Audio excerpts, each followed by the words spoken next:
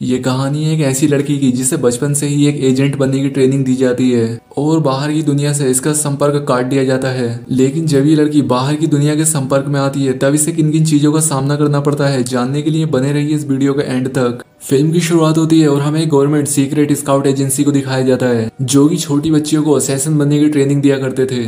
इस एजेंसी का चीफ, जिसका नाम हार्डमैन होता है, वो इन बच्चियों को 10 महीने की उम्र से ही इन्हें यहाँ ले आता है और बाहर की दुनिया से इनका संपर्क काट कर इन्हें अंदर ही सब कुछ सिखाता है। इन बच्चियों को बचपन से ही खतरनाक चीजों का सामना करने के लिए तैयार किया जाता है और इन्हें मात्र 3 साल की उम्र में ही काफी खतरनाक हथियार चलाने सिखा दिए जाते हैं और 5 साल के होते हुए इन्हें कार चलाना भी सिखा दिया जाता है। हर रोज इन लड़कियों को फाइट की ट्रेनिंग कराई जाती थी ताकि इनके बड़े होने पर जब इन्हें मिशन पर भेजा जाए तब ये किसी भी खतरे का सामना आसानी से कर सके और कोई इन पर शक भी न करे। यहाँ पर हार्डमैन ने नियम बना रखा होता है कि कोई भी लड़की आपस में दोस्ती नहीं कर सकती और इसी नियम की वजह से ये लड़कियां रात होने पर भी आपस में बात नहीं कर सकती थी और इन सभी लड़कियों का कोई भी अपना नाम नहीं होता बल्कि इन्हें इनके एजेंट नंबर से बुलाया जाता था। इस वक्त इन सभी लड़कियों में से इनकी बेस्ट स्टूडेंट नंबर 83 होती है जो कि हथियार चलाने और फाइटिंग जैसी चीजों में सबसे अच्छी थी। लेकिन ये लड़की रिश्ता ना बनाने वाले नियम को नहीं मानती थी। एक दिन इन सभी लड़कियों को डॉल्स में पेन गड़ाने का हुक्म दिया जाता है। यहाँ पर सभी लड़कियां उन डॉल्स के साथ वैसा करने लगती हैं, लेकिन नंबर 83 उस गुड़िया को अपनी गोद में उठा लेती है। वो उसे प्यार करती है। ये देखकर हार्डमैन को उस पर काफी गुस्सा आता है। वो उससे वो डॉल छीनता है और उसका सर उखाड़ देता है। लेकिन नंबर 83 को इससे कोई फर्क नहीं पड़ता क्योंकि वो रिश्ते बनाना चाहती थी। अब जैसे जैसे समय गुजरता जाता है नंबर 83 की फाइटिंग स्किल्स और अच्छी होती जाती है और ऐसे ही अब वो जवान हो चुकी थी। इसका सबसे बड़ा कॉम्पिटिटर नंबर 84 होती है जो कि हमेशा सेकंड आती थी। नंबर 84 इससे काफी नफरत करती है। अब इनमें से नंबर 83 वो पहली लड़की बनने वाली थी जिसे किसी मिशन पर भेजा जाने वाला था और अब फिर से हर बार की तरह नंबर 84 इस बात से खुश नहीं होती, लेकिन अब वो खुल के इस बात पर गुस्सा भी नहीं कर सकती थी। खैर, अब इसके बाद नंबर 83 को मिशन पर भेजा जाता है और क्योंकि साथ ही वो एक टीनेजर होती है इसलिए कोई भी उस पर शक भी नहीं करेगा। वो अपने सभी मिशन बड़ी ही आसानी से कर लेती है और हार्डमैन इससे काफी खुश होता है। लेकिन वो आज भी एक नॉर्मल जिंदगी जीना चाहती थी जो वो कभी जी नहीं सकी थी। वो यहाँ अपने टारगेट पर नजर रखे हुए होती है कि तभी वो पास में हो रही एक टीनेजर पार्टी को देखती है। वो उन सभी को पार्टी करते देख सोचने लगती है कि उसकी जिंदगी नॉर्मल नहीं है। वो सोचने लगती है कि उसने अपनी जिंदगी का बहुत बड़ा पार्ट मिस कर दिया है और अब वो अपनी टीनेज लाइफ को बेकार नहीं जाने देगी। वो यहाँ पर फैसला लेती है कि मौका मिलते ही वो इस इंस्टीट्यूशन से भाग जाएगी, लेकिन ऐसा करने से पहले उसे ये जानना होगा कि एक नॉर्मल लड़की कैसे रहती है। अब वो यहाँ पर लड़कियों के बारे में जानने के लिए प्रिंसेस डायरी और क्यूरियस जैसी मूवी को देखने लगती है। अब इसके बाद वो जब भी मिशन पर जाया करती वो कुछ मैगजीन को खरीद लाया करती थी और उन्हें बोरिंग करने वाली मीटिंग के बीच में खोलकर पढ़ा करती थी। लेकिन एक दिन उसकी ये चाल उसके लिए मुसीबत बन जाती है जब हार्डमैन उसे ये मैगजीन पढ़ते हुए देख लेता है क्योंकि वो उसे यहाँ पर एक जरूरी मिशन के बारे में बता रहा होता है। हार्डमैन उससे कहता है कि तुम्हारा आगे होने वाला मिशन काफी खतरनाक है और इसलिए तुम सिर्फ अपने मिशन पर ध्यान दो। इसके बाद हमें दिखाया जाता है एक आर्म्स डीलर और माफिया की सबसे खतरनाक लड़की जिसका नाम विक्टोरिया है, जिसे कि 8 घंटे पहले एक शहर में देखा गया है। यहाँ पर हार्डमैन उनसे कहता है कि उसे कुछ दिनों के अंदर ही जिंदा पकड़ना होगा, नहीं तो वो फिर से गायब हो जाएगी। अब यहाँ पर नंबर 84 उस मिशन पर जाना चाहती थी क्योंकि उसे लगता था कि ऐसा करने से वो हार्डमैन की फेवरेट बन जाएगी।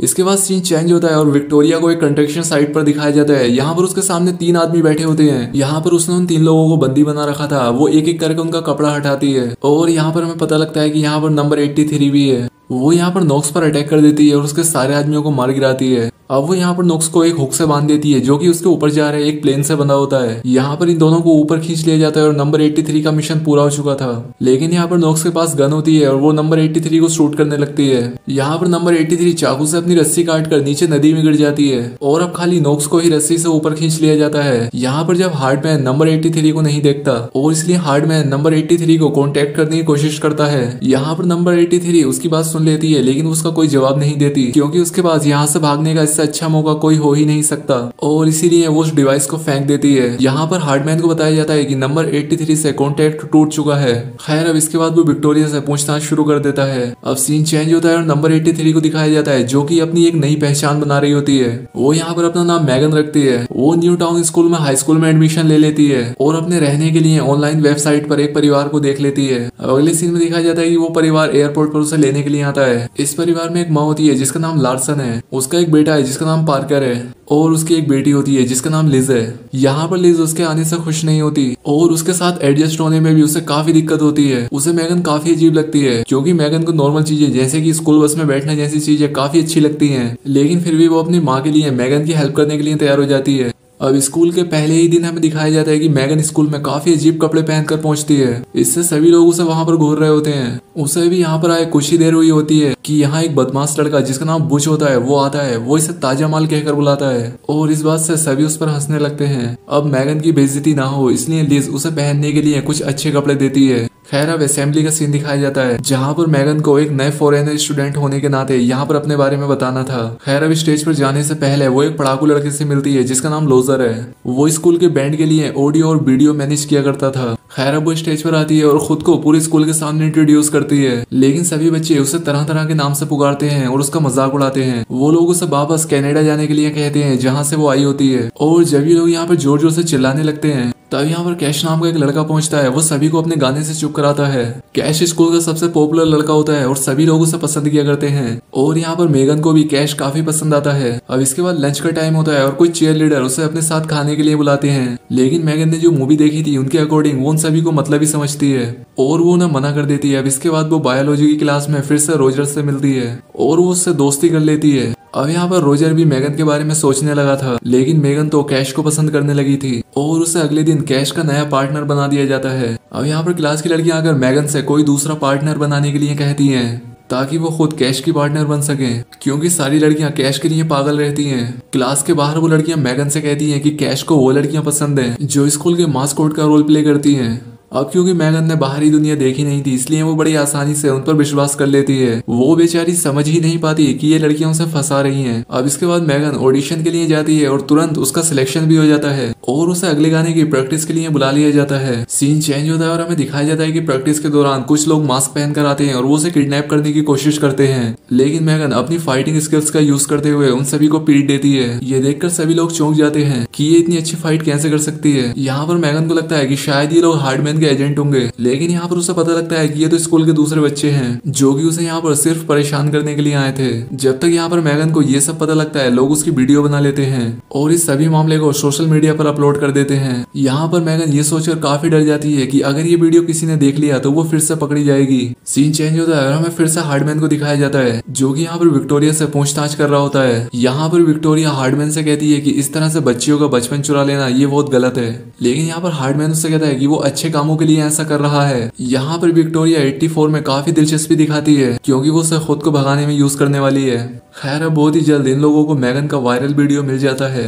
और वो यहाँ पर सोचने लगते हैं कि शायद मैगन अब किसी और ग्रुप के लिए काम कर रही है। सीन चेंज होता है और हमें दिखाया जाता है कि अगले दिन सभी लोग स्कूल में मैगन की फाइटिंग के बारे में बात कर रहे होते हैं। वो एक ही दिन में अपनी स्कूल की सबसे पॉपुलर लड़की बन चुकी थी। यहाँ पर जब कैश उसे क्लास के बाद अपनी बैंड प्रैक्टिस में बुलाता है तो मैगन और भी ज्यादा खुश हो जाती है। वो यहाँ आकर रोजर से मिलती है और कैश के आने तक उसका वेट करती है। यहाँ पर रोजर को मैगन काफी पसंद होती है। वो उससे कहता है कि हम दोनों में काफी चीजें कॉमन है, लेकिन यहाँ पर मैगन कैश के बारे में इतना सोच रही होती है कि वो समझ ही नहीं पाती कि रोजर उसे पसंद करने लगा है। अब कोच अपने घर पर एक हाई स्कूल पार्टी रखता है और मैगन को भी इसमें इनवाइट कर दिया जाता है। मैगन ये सुनकर काफी खुश होती है क्योंकि उसने कभी भी पार्टी एंजॉय नहीं की थी, उसने सिर्फ उसके बारे में सुना ही है। अब इसके बाद जब मैगन घर जा रही होती है तब प्रीस कोर्ट एकेडमी के लोग उसे किडनैप कर लेते हैं। यहाँ पर हार्डमैन को लगता है कि वो किसी राइवल ग्रुप के लिए काम कर रही है, लेकिन वो यहाँ पर ये मानने को तैयार ही नहीं है कि वो एक नॉर्मल जिंदगी जीना चाहती है। वो यहाँ पर उसे सच बोलने का इंजेक्शन देता है, लेकिन वो पाता है कि वो सच ही बोल रही थी। लेकिन वो यहाँ पर मैगन से कहता है कि तुम्हारी जिंदगी पर पूरा हक मेरा ही है क्योंकि तुम्हें सब कुछ मैंने ही सिखाया है। अब वो उसे 2 दिन के अंदर बेस वापस लौटने के लिए कहता है और इसके बाद हार्डमैन के लोग उसे घर से बाहर फेंक देते हैं ताकि सबको ऐसा लगे कि वो बस नशे में है। मैगन अगली बार रोजर से मिलती है तो वो उसे कोच की पार्टी में बुलाती है, लेकिन रोजर पार्टी में जाने से मना कर देता है क्योंकि उसके फादर को ये सब बिल्कुल भी पसंद नहीं है। लेकिन यहाँ पर मैगन कहती है कि तुम्हारे वहाँ होने से मुझे बहुत अच्छा लगेगा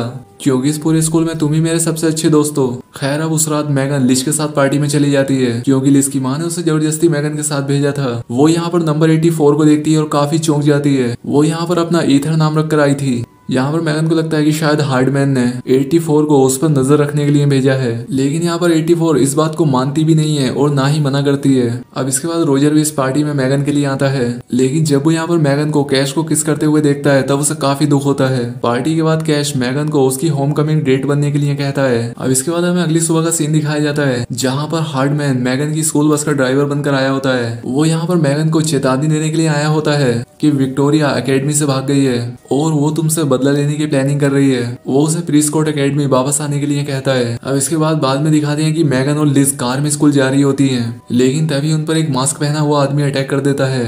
यहाँ पर कार चलाते हुए मैगन लिज को अपनी जिंदगी की असली सच्चाई बता देती है और कुछ देर के बाद ही इन दोनों की कार एक कबाड़ खाने में क्रैश हो जाती है। अब वो असैसिन भी अपनी कार से गायब हो चुका था। लिज कार क्रैश होने की वजह से हॉस्पिटल में पहुंच जाती है, लेकिन यहाँ पर मैगन जाने का प्लान बना लेती है इससे पहले कि उसकी वजह से किसी और को नुकसान हो। लेकिन लिज कहती है कि ऐसा करना ठीक नहीं होगा और उस दिन के बाद से इन दोनों में काफी अच्छी दोस्ती हो जाती है। और यहाँ पर मैगन लिज को अपनी एजेंट लाइफ के बारे में सब कुछ बता देती है। खैर अब वो होम कमिंग के लिए एक साथ कपड़े पहनती हैं और एक दूसरे को तैयार भी करती हैं। लिज कोच के साथ होम कमिंग पार्टी में जाती है और मैगन जाती है कैश के साथ। यहाँ पर मैगन को लगता है कि वो रात उसके लिए काफी खास होगी, लेकिन यहाँ पर कैश तो उससे ठीक से बात भी नहीं करता। वो यहाँ पर समझ जाती है कि कैश का ध्यान सबसे पॉपुलर बने रहने में ही है और इसलिए मैगन कैश को छोड़कर रोजर के पास चली जाती है। वो उससे डांस के लिए पूछती है, लेकिन रोजर भी उसे मना कर देता है। अब रोजर के मना करने पर मैगन को काफी अजीब लगता है और रोजर नंबर 84 के साथ डांस करने के लिए चला जाता है। यहाँ पर ये दोनों लड़कियां रोजर के लिए लड़ने लगती हैं और पार्टी की सारी सजावट खराब कर देती हैं। अब ये दोनों लड़ते लड़ते किचन में पहुंच जाती है और यहाँ पर 84 मैगन को चाकू से मारने वाली होती है और तभी पीछे से लिज आकर 84 के पैर में कुछ चुभा देती है और इसलिए मैगन उसे गिरा देती है। अब इसके बाद सीन चेंज होता है और जब ये दोनों लड़कियां अपने घर जाती हैं तो पाती हैं कि यहाँ पर विक्टोरिया ने उनके पूरे परिवार को बंदी बना रखा है। यहाँ पर मैगन सबसे लड़ने लगती है, लेकिन उनमें से एक लिज को पकड़ लेता है